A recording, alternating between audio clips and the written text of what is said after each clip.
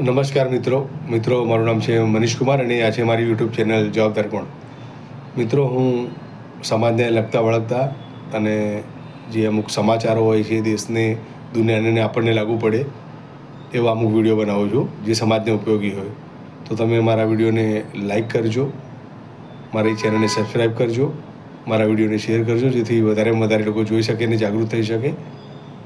અને એમાં કોઈ પણ નાની મોટી કોમેન્ટ કરજો. મિત્રો,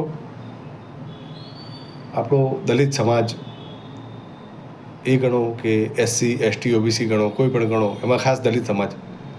મિત્રો, આપણે આપણા જે નેતાઓ હોય છે, જે આપણા અનામતની સીટ પર ચૂંટણી લડતા હોય છે અને જીતતા હોય છે, અથવા તો આપણા જે SC STના નેતાઓ ગણો, દલિત નેતાઓ ગણો, તેમને બાબા સાહેબ આંબેડકરે ચૂંટણી લડવાનો અને વિધાનસભામાં અને સંસદમાં જવાનો અધિકાર અપાવ્યો છે. મિત્રો, જ્યારે આપણા લોકો ઉપર અત્યાચાર થાય છે ત્યારે જે આપણા મતોથી ચૂંટાઈ આપણા હિત માટે જે લોકો ગયા છે સંસદ કે વિધાનસભા, તે લોકો આપણા તરફથી બોલતા નથી. અત્યારે પૂરા દેશમાં મિત્રો તમે જોતા હશો કે દલિતો પર અત્યાચાર ખાસ વધ્યા છે. તમે જોતા હશો એ અત્યાચારની અંદર ગુજરાત તો ખાસ, આખા દેશમાં અત્યાચારો છે, પણ ગુજરાતમાં તો હદ થઈ ગઈ છે. અને એ અત્યાચારો વિરુદ્ધ આપણા કોઈ પણ નેતાઓ જે આપણે ચૂંટીને મોકલ્યા છે તે લોકો આપણા તરફથી બોલતા નથી. ફક્ત ને ફક્ત કોઈ બોલતું હોય તો એક જ નેતા છે ને તે છે જિગ્નેશભાઈ મેવાણી. જે જ સાચો મરદ વ્યક્તિ છે, જે સમાજ માટે લડે છે, સમાજ માટે કંઈક બોલે છે. મિત્રો, એ પછી ઉનાકાંડ હોય, મોરબીમાં જે પગાર માટે યુવકને માર્યો હતો એ બાબત હોય, ગોંડલમાં જે ગોંડલ ગણેશે સંજય સોલંકીને માર્યો હતો એ બાબત હોય, કે પછી સુરેન્દ્રનગરમાં જે સરપંચના ઘરે હુમલો થયો એ બાબત હોય, કચ્છમાં મંદિરમાં જે દલિતોને પ્રવેશવા નહોતા દેતા એ બાબત હોય. દરેક બાબત માટે ફક્ત ને ફક્ત જિગ્નેશભાઈ મેવાણી જ અવાજ ઉઠાવે છે અને દરેક પીડિત પરિવારની સાથે તેઓ હાજર રહે છે. તો શું બીજા કોઈ દલિત નેતાઓનો કે જે બીજા આપણા આગેવાનો છે તેમનું કોઈ જવાબદારી કોઈ હોતી નથી સમાજ પ્રત્યે કે તે લોકો જવાબદારી લે અને સમાજની જે થતી અત્યાચાર વિરુદ્ધ બોલે?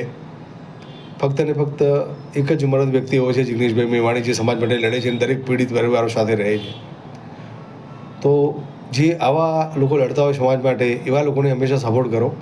અને જે ભલે આપણી જ જ્ઞાતના નેતાઓ હોય, પણ જો આપણા માટે બોલી ના શકતા હોય, લડી ના શકતા હોય, તો એવા લોકોને સપોર્ટ કરશો નહીં.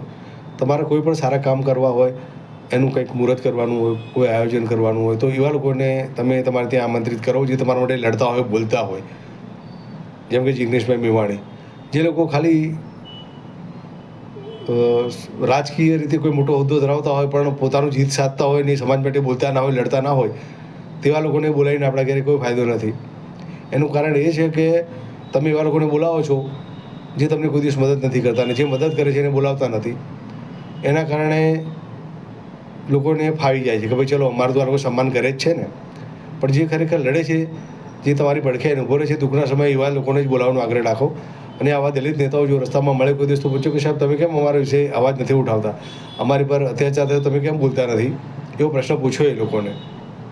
શું જિગ્નેશભાઈ મેવાણીએ એકલાએ જ ઠેકો લીધો છે કે આપણા માટે લડે? બીજા આપણા નેતાઓ કેમ બોલતા નથી?